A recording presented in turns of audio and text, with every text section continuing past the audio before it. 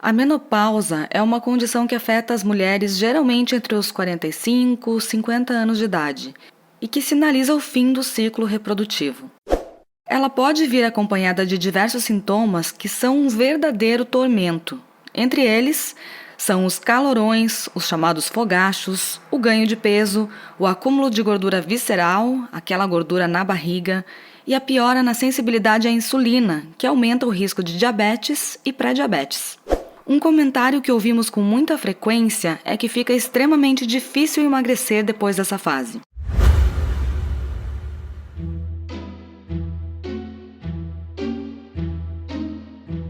Comida sem filtro.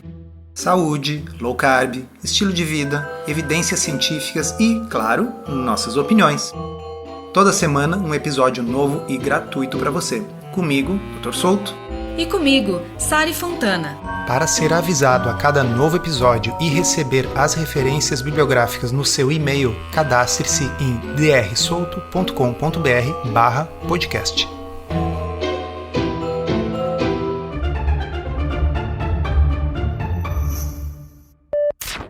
Dr. Souto, você atende em consultório muitas mulheres com essa queixa?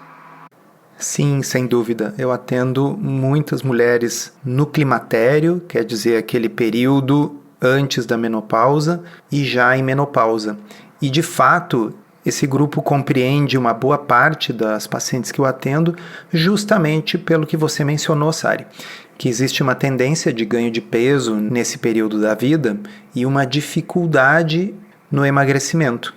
Quando a gente olha na literatura científica, não existe um suporte direto para a ideia de que a menopausa em si dificulte o emagrecimento, e os estudos indicam que o ganho de peso estaria mais relacionado simplesmente ao avançar da idade. Mas eu acho impossível ignorar o que a gente vê no consultório e o que a gente observa nas reações das pessoas às nossas postagens nas redes sociais. Também na vida real, né? Porque todo mundo ouve as mulheres reclamando o quanto é difícil emagrecer ou até que elas, sem fazer nada diferente, começam a engordar nesse momento da vida. Exatamente. Seria a gente fechar os olhos a uma realidade posta. O mecanismo exato não é tão relevante quanto o fato de que, na minha opinião, sim, a menopausa favorece o ganho de peso e dificulta o emagrecimento. Mas antes da gente começar a entrar mais a fundo nesse tema, eu fiquei curiosa em saber se essas mulheres que chegam com esse tipo de queixa no consultório, elas conseguem sair dessa situação com intervenções de estilo de vida. Ah, conseguem sim. O fato de que possa ser um pouco mais difícil aos 55 do que aos 35 definitivamente não significa que seja impossível. Então vamos lá, boa notícia, e a gente quer saber de que maneira que uma dieta de baixo carboidrato, por exemplo, pode beneficiar as mulheres que estão passando pela menopausa. Bem, vamos lá então. Eu realmente procurei bastante, mas não existe um ensaio clínico randomizado feito exclusivamente em mulheres pós-menopáusicas, comparando uma dieta de baixo carboidrato com outras dietas e mostrando benefícios especificamente nessa população. Porém, a gente sabe que a menopausa costuma se acompanhar de ganho de peso, então as dietas que ajudam a reduzir o peso são dietas que serão benéficas na menopausa. Além do que, na menopausa existe uma redistribuição da gordura, com acúmulo maior de gordura na região do tronco, na região da barriga, e portanto com mais acúmulo de gordura visceral. E assim, essas mulheres também se beneficiam de uma estratégia que comprovadamente reduz a gordura visceral, como é o caso das dietas de baixo carboidrato. De modo que eu diria que, com certeza, uma série de condições que ocorrem na menopausa, como ganho de peso, acúmulo de gordura visceral e resistência à insulina, se beneficiam tremendamente de uma dieta low carb. E com relação aos sintomas de ondas de calor, alterações de humor e ganho de peso, existem evidências de que uma dieta de baixo carboidrato possa aliviar esses sintomas? Então, um dos sintomas mais incômodos da menopausa são essas ondas de calor, chamadas de fogachos na literatura. Mais uma vez, seria maravilhoso se alguém fizesse um ensaio clínico randomizado, e fica aqui o convite para vocês que estão nos escutando e trabalham no meio acadêmico, na universidade. Seria um estudo que não seria tão difícil de conduzir e que não teria tão alto custo quanto alguns outros estudos que se fazem em nutrição. Pois bem, seria sensacional se alguém pudesse pegar mulheres na menopausa ou pós-menopáusicas com fogachos, com calorões, e randomizá-las para uma dieta de baixo carboidrato versus cuidados usuais. Eu tenho a impressão de que em low carb melhoraria muito. Agora, tem um detalhe muito interessante, Sari. Existem estudos, e quem tiver inscrito em drsolto.com.br/podcast vai receber as referências bibliográficas, que mostram que mulheres pós-menopáusicas que têm mais resistência à insulina têm mais fogachos. Ora, em tese, portanto, uma dieta low carb poderia ajudar a diminuir os fogachos. Por quê? Porque é sabidamente uma das estratégias mais eficazes que existem para a melhora da resistência à insulina e redução da gordura visceral. Portanto, embora a gente não possa bater o martelo e afirmar que low carb reduz calorões, mas as pacientes que têm calorões tendem a ter mais resistência à insulina. E nós podemos bater o martelo que low carb melhora a resistência à insulina. Se você quer aprender a fazer low carb de um jeito certo, que funciona e sem loucuras, considere se inscrever no Podcurso. É um curso todo em áudio, em que a gente responde de forma prática as 50 principais dúvidas sobre o assunto. São mais de 25 horas de conteúdo para você ouvir quando quiser, com a gente e convidados especiais. Você pode conhecer os detalhes acessando drsolto.com.br/podcurso. E com relação ao risco aumentado de osteoporose, que também acontece nessa faixa etária, existe alguma relação entre a dieta e a saúde óssea das mulheres? Sari, às vezes a gente pode parecer um disco quebrado quando fala sobre saúde metabólica e low carb, porque a gente sempre repete resistência à insulina, síndrome metabólica, resistência à insulina, síndrome metabólica. Pois bem, é fato, está bem documentado, que sobrepeso, obesidade, resistência à insulina e síndrome metabólica estão associadas com um risco aumentado de osteoporose. Não há dúvidas de que a redução drástica dos níveis hormonais característicos da menopausa tem uma relação causal com a osteoporose que se observa nesse período da vida. Mas existem coisas que podem ser feitas para mitigar essa osteoporose e evitar que aconteça. Uma delas é justamente evitar ou reverter a obesidade, o sobrepeso, a resistência à insulina e a síndrome metabólica. Eu não preciso nem dizer para vocês que nos escutam regularmente que low carb é uma das melhores estratégias nesse sentido. E ter um consumo adequado de proteína e de cálcio também são muito importantes. Uma dieta de baixo carboidrato não vai ter falta de nenhuma das duas coisas, vamos combinar. Ela tende a ser uma dieta com uma quantidade maior de proteína do que a dieta habitual das pessoas, e ela é uma dieta rica em cálcio. Por quê? Porque uma série de laticínios baixos em carboidratos fazem parte, né? O queijo, por exemplo.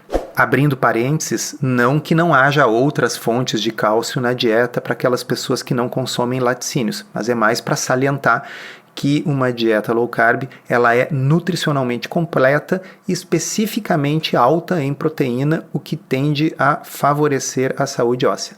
Mas existe um mito entre proteína e osteoporose. É uma coisa que você discute num dos capítulos lá do seu livro, Uma Dieta Além da Moda. Ah, sim, é o capítulo 14 do livro, que está dentro de uma sequência de capítulos destinados a desfazer mitos comuns. E esse mito relacionando dieta de baixo carboidrato, proteína e saúde óssea, ele alega que se você come muita proteína, isso iria acidificar o sangue e esse sangue mais ácido vai produzir uma descalcificação dos ossos. Não apenas o que você come ou deixa de comer não afeta o pH do sangue, mas existem estudos, ensaios clínicos que mostram que você não aumenta a remodelação óssea, e existem grandes estudos observacionais mostrando que o consumo aumentado de proteína nas mulheres mais velhas está associado com uma melhora da saúde óssea. Então a mensagem que deve ficar para quem está nos ouvindo é: consumir uma quantidade maior de proteína, sobretudo quando a gente é mais velho, vale também para homens, é muito importante para preservar a nossa massa magra. E massa magra não é só músculo, massa magra inclui ossos e tendões também.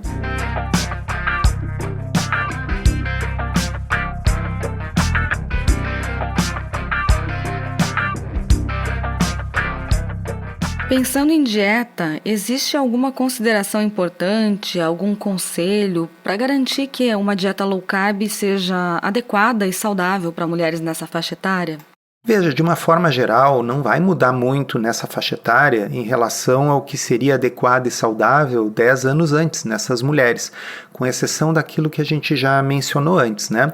Um cuidado especial ainda maior em ter suficiência de proteína, e a suficiência, pessoal, não é esse 0,8 grama de proteína por quilo de peso que tradicionalmente se encontra nas diretrizes.